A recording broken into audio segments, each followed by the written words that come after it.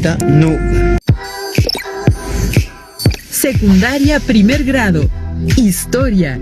A todos los habitantes de América.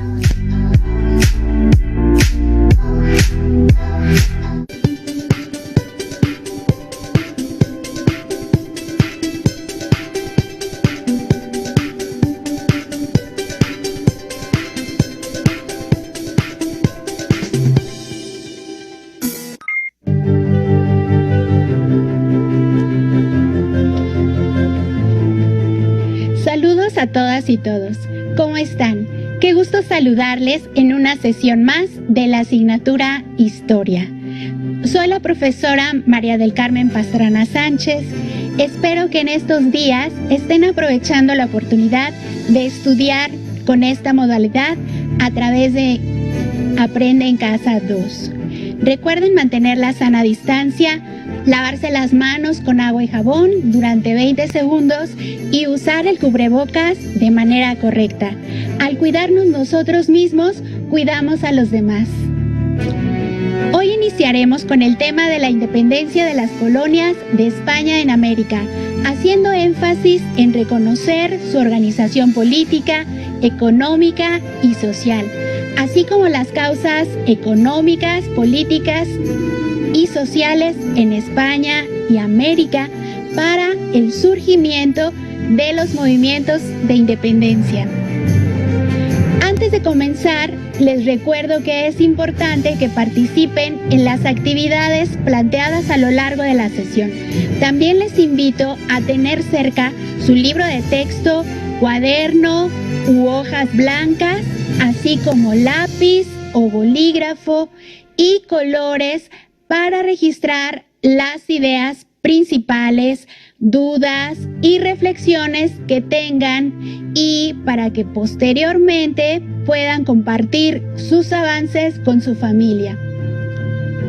Si ya están listas y listos, comenzamos. Para iniciar, les leeré un fragmento de la obra de Alexander von Humboldt, Ensayo político sobre el reino de la Nueva España, escrito durante su viaje en el virreinato a la Nueva España en los primeros años del siglo XIX, donde se muestra un panorama de la situación social antes del movimiento de independencia.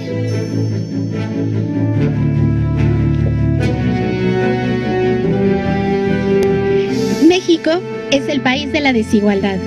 Quizá en ninguna parte la hay más espantosa en la distribución de caudales, civilización, cultivo de la tierra y población. La capital y otras muchas ciudades tienen establecimientos científicos que se pueden comparar con los europeos. La arquitectura de los edificios públicos y privados, la elegancia de los muebles, los trenes, el lujo en los vestidos de las mujeres, el tono de la sociedad.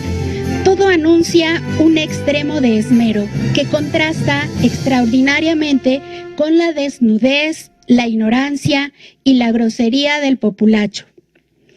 Esta inmensa desigualdad de fortunas no solo se observa en los blancos, europeos o criollos, sino entre los indígenas. La mayor parte de estos, considerados en masa, presenta el aspecto de una gran miseria, pero entre ellos se encuentran algunas familias cuya fortuna parece tanto más colosal cuanto menos se espera hallarla en la última clase del pueblo. Si por un lado la legislación de la reina Isabel y Carlos V parece favorable a los indígenas en punto de contribuciones, por otro lado los ha privado de los derechos más importantes de que disfrutan los demás ciudadanos. En un siglo en que se discutió si los indios eran seres racionales, se creyó hacerles un gran beneficio tratándolos como a menores de edad y poniéndolos bajo la tutela de los blancos. Estas leyes, que aún están vigentes, constituyen una barrera infranqueable entre los indios y las demás castas, cuya mezcla está también prohibida. no puedo terminar mejor la descripción política de los indios de la Nueva España que extractando una memoria presentada al rey Carlos IV en 1799 por el obispo y cabildo de Michoacán. Este respetable obispo, Fray Antonio de San Miguel, natural de Santander, España, hace presente al monarca que en el estado actual de cosas es imposible el perfeccionamiento moral de los indios si no se quitan las trabas que se oponen a los progresos de la industria nacional. La población de la Nueva España, dice, se compone de 3 clases de hombres, a saber, de blancos o españoles, de indios y de castas. Yo considero que los españoles componen la 10ª parte de la masa total. Casi todas las propiedades y riquezas del reino están en sus manos.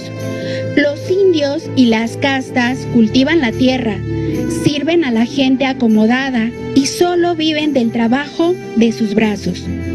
De ello resulta que entre los indios y los blancos, esta oposición de intereses, este odio recíproco que tan fácilmente nace entre los que poseen todo y los que nada tienen, entre los amos y los esclavos. ¿Qué les pareció la lectura? ¿Se imaginaban que a principios del siglo XIX imperaba en la Nueva España un ambiente como el que describe Alexander von Humboldt? El texto nos revela la situación de desigualdad en el virreinato y la condición en que se encontraban algunos grupos sociales de la sociedad novohispana. Los invito a identificar y describir con sus palabras cómo era la situación de los indígenas en esos años y que la comparen con la situación actual. ¿Qué cambios y permanencias logran identificar? Comenten su reflexión con sus familiares. Como hemos visto en las semanas anteriores, las ideas liberales e ilustradas se difundieron en Europa y también en América, donde influyeron los movimientos de independencia de las colonias españolas en el continente americano, tema que abordaremos hoy. Pero para guiarnos a lo largo de la sesión, les sugiero considerar las siguientes preguntas. ¿Cuál era la organización política y económica, social de las colonias de España en América? ¿Qué factores internos y externos influyeron en los movimientos de independencia de las colonias españolas en América? Pongan atención al desarrollo de la sesión y así las podrán responder. A mediados del siglo XVIII, las posesiones de España en América representaban tierras de gran bonanza y riqueza, principalmente Nueva España. Abarcaban desde el Virreinato de Nueva España hasta el Virreinato Río de la Plata, y las sociedades americanas de estos territorios tenían una organización política, económica y social con características del antiguo régimen, como una sociedad estamental.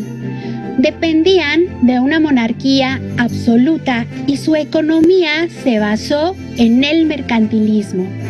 Pero, ¿cómo era la organización política de las colonias españolas en América? La corona española estableció virreinatos en sus colonias, es decir, una entidad política dependiente del rey de España. Él era quien nombraba a las instituciones y autoridades que lo representaban en otros territorios. Se crearon instituciones que representaban el poder y la autoridad del rey en esos territorios llamados las Indias y otros en territorios españoles como la Casa de Contratación de Sevilla y el Consejo de Indias. El Consejo de Indias, quien proponía políticas para los territorios americanos y supervisaba los asuntos políticos, económicos, administrativos y de justicia, realizando sus atribuciones en nombre del rey, y la Casa de Contratación de Sevilla, que después tuvo su sede en Cádiz, tenía a su cargo la organización del tráfico comercial entre España y América. Además, debía controlar el proceso migratorio en las colonias. Los virreinatos estaban gobernados por un virrey, quien era el representante directo del rey. Regulaba la política, la economía y la justicia. Tenía el mando militar y una función religiosa, como procurar la evangelización de los habitantes. La Real Audiencia era el supremo tribunal de justicia en las colonias españolas. Eran los tribunales civiles y judiciales integrados por oidores, quien procuraban la justicia y aplicaban la ley. Los gobernadores administraban los reinos, provincias y posteriormente las intendencias, y tenían funciones de índole militar. El cabildo o ayuntamiento fue una institución que se encargaba de gobernar e impartir justicia en los pueblos indígenas y en las ciudades fundadas por los españoles. La organización económica de las colonias españolas en América inició con la encomienda en el siglo XVI. Implicaba el derecho sobre el trabajo de los indígenas que vivían en las tierras otorgadas y el cobro del tributo. Pero los encomenderos cometieron abusos en contra de los indígenas, los explotaron y no siempre cumplieron con sus obligaciones. La corona española decidió sustituir la encomienda por el repartimiento, donde por periodos los indígenas debían salir de su pueblo para trabajar al servicio de los españoles, agricultores, ganaderos o mineros, a cambio de un sueldo y días de descanso. Pero esto no se cumplió, por lo que también se decidió desaparecer el repartimiento.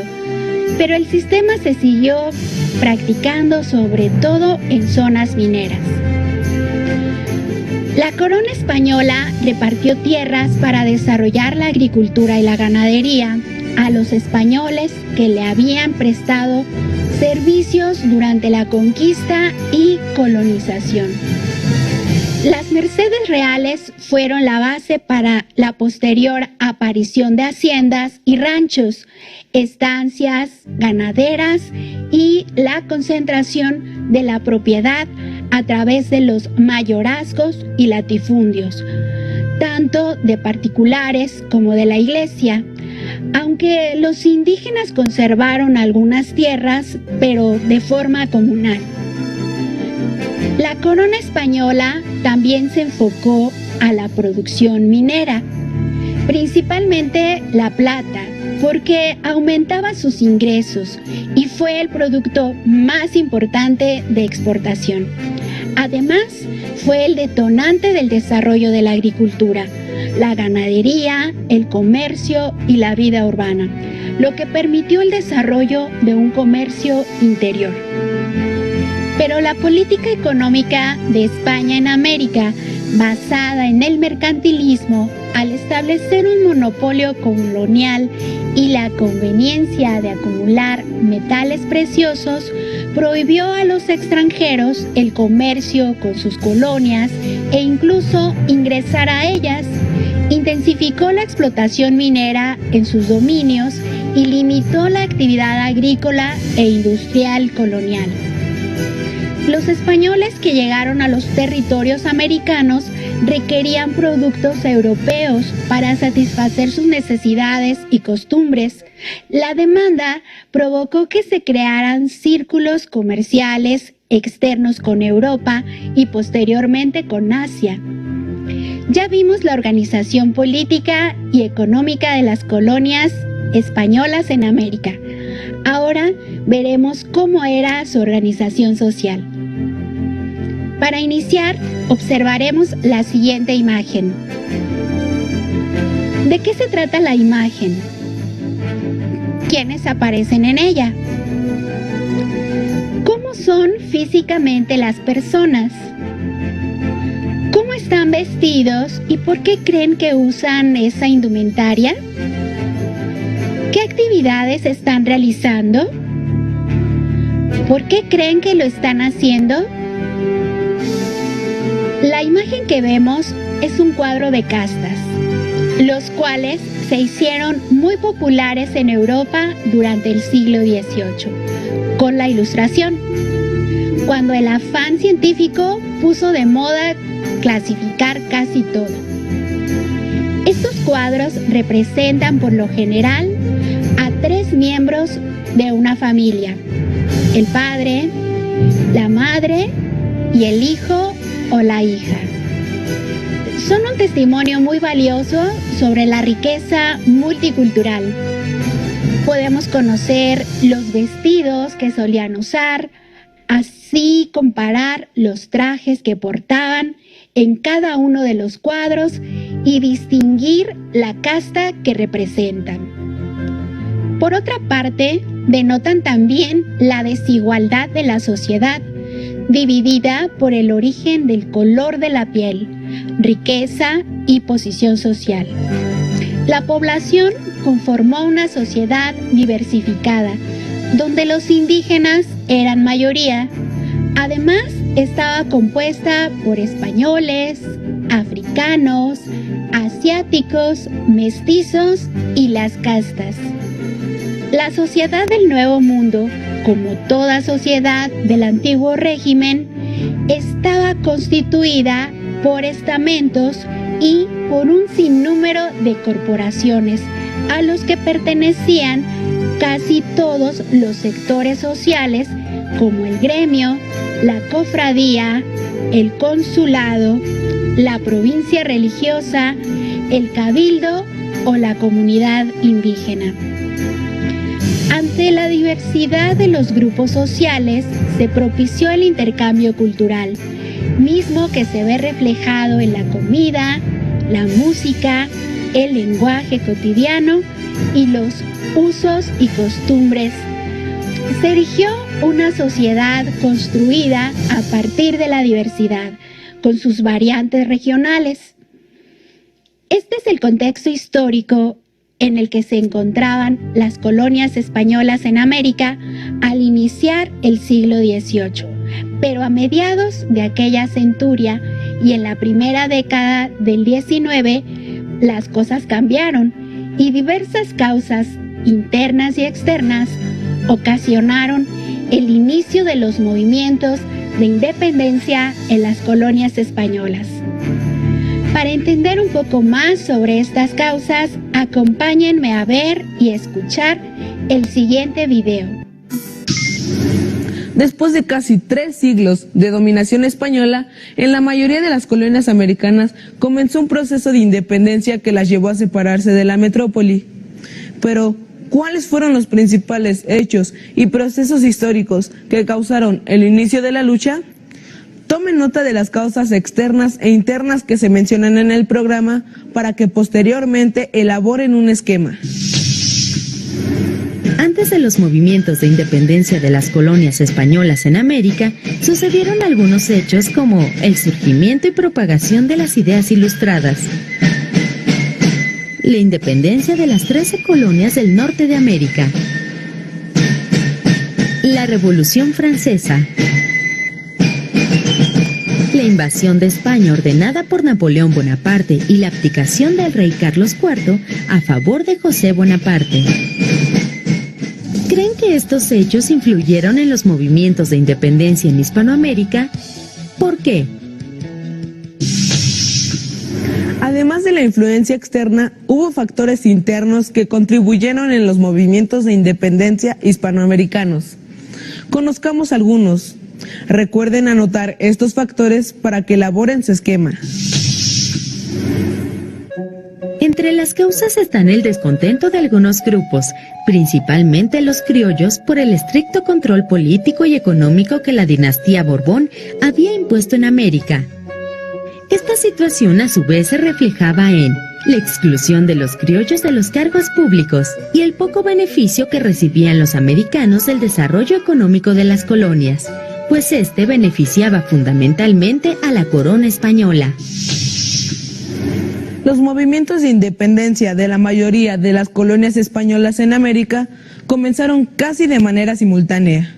Este proceso fue dirigido principalmente por los criollos, pero en cada colonia la lucha cobró características particulares.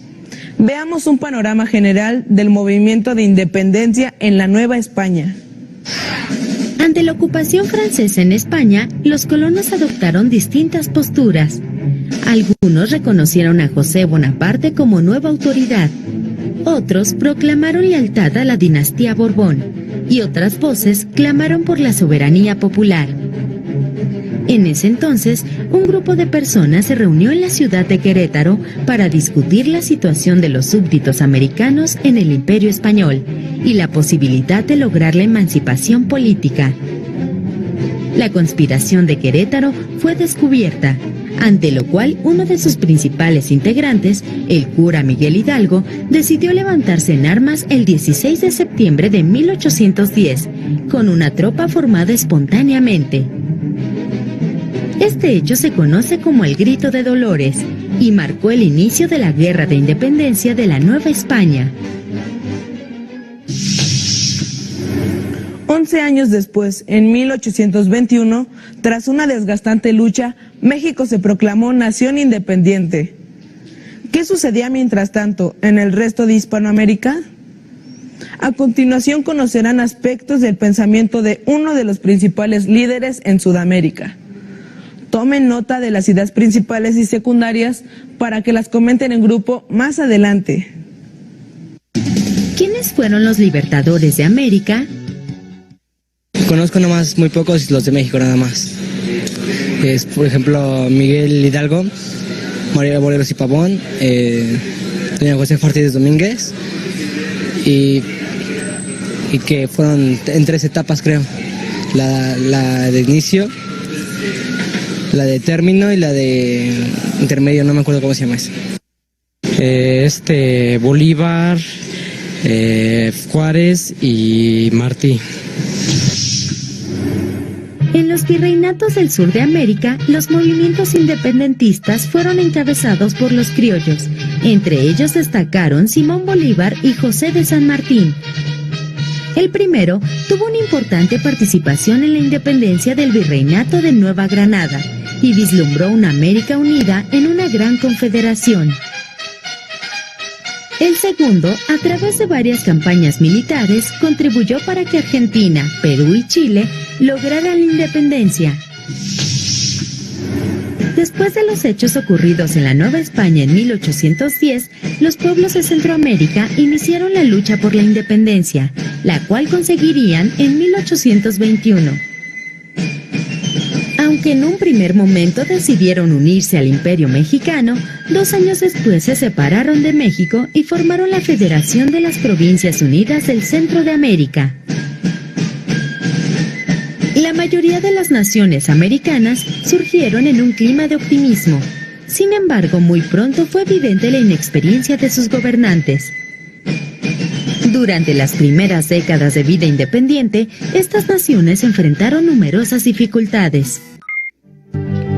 Como vieron y escucharon, dentro de los factores externos encontramos la influencia de las ideas ilustradas, la independencia de las 13 colonias de Norteamérica, la Revolución Francesa y la invasión de Napoleón Bonaparte a España.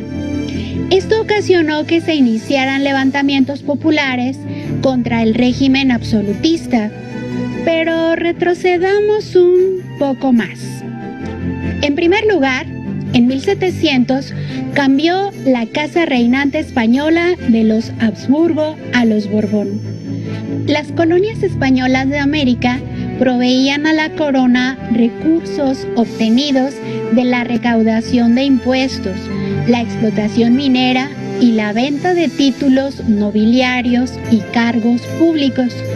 Sin embargo, la corona padecía problemas económicos, sobre todo por los gastos generados por la Guerra de los 7 Años. El monarca español se vio así en la necesidad de modernizar su gobierno para obtener más recursos de las colonias. La corona española emprendió en América una serie de reformas impulsadas por la dinastía de los Borbón. Su propósito consistía en recuperar el control del gobierno en las colonias y obtener mayores beneficios de estas. Por ejemplo, para vigilar mejor a los reinos, se les subdividió en intendencias. Se creó un ejército permanente para obtener más recursos. La corona determinó nombrar directamente a funcionarios reales encargados de cobrar el impuesto al tránsito de mercancías. Estableció el libre comercio entre España y los puertos de las colonias y designó en los altos cargos de gobierno a españoles provenientes de la península ibérica. Estas medidas afectaron los intereses de españoles arraigados en Nueva España y criollos porque fueron desplazados de la toma de decisiones y vieron afectados sus ingresos al entrar en competencia con otros comerciantes y pagar más impuestos. También limitó el poder de la Iglesia. La corona expulsó a los jesuitas en 1767, pues se oponían al control y sometimiento de la Iglesia. Además, se implementaron medidas económicas que afectaron las finanzas de la Iglesia. Una de ellas fue la Real Consolidación de Vales en 1804. Esta medida obligó a la Iglesia a cobrar en un corto tiempo los préstamos que había hecho a los mineros, agricultores o ganaderos para prestar dicho dinero a la corona. Esta situación generó inconformidad en los habitantes de las colonias, sobre todo en los criollos, quienes pensaban que solo ellos y no los españoles tenían derecho de gobernar la tierra donde habían nacido y de gozar de sus riquezas. La situación económica, política y social en los dominios españoles se agravó cuando España quedó bajo el dominio de Francia durante la invasión napoleónica en marzo de 1808 y presionaron al rey para que cediera el trono a su hijo Fernando VII. Posteriormente, este entregó la corona al hermano de Napoleón, José Bonaparte. Muchos súbditos, tanto en España como en América, se negaron a reconocerlo. Pronto estallaron en distintos puntos de las colonias americanas movimientos armados que buscaban la independencia definitiva de España.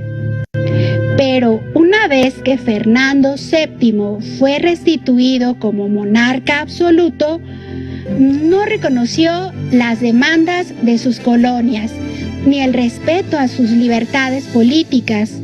Fue así como la lucha de las colonias se convirtió en una guerra frontal contra la metrópoli, que derivaría en la independencia de las colonias americanas. Para recuperar las ideas principales de las causas que mencionamos a lo largo de la sesión, repasémoslo en la siguiente tabla. Con todo lo anterior, podrán retomar las preguntas que se plantearon al inicio de la sesión y reflexionar sobre ellas. ¿Cuál era la organización política, económica y social de las colonias de España en América? ¿Qué factores internos y externos influyeron en los movimientos de independencia de las colonias españolas en América? No olviden que este tema lo podrán encontrar en su libro de texto en el bloque 1. También podrán consultar otras fuentes bibliográficas, digitales y audiovisuales que tengan a la mano. Es momento de proponerles un reto que realizarán a lo largo de la semana: la elaboración de un cómic. Para ello, consideren las siguientes recomendaciones. Utilicen los datos más importantes de cada tema de las sesiones. Empleen un lenguaje claro. Aprovechen los recursos gráficos como imágenes o dibujos, así como el uso de elementos humorísticos. Utilicen globos de texto para no tener que describir todo. Listo, terminamos, pero aún nos queda mucho por explorar y descubrir. Les pedimos que sigan en sintonía con nosotros y continúen llevando a cabo todas las medidas de higiene para que rápidamente podamos estar en la escuela de regreso.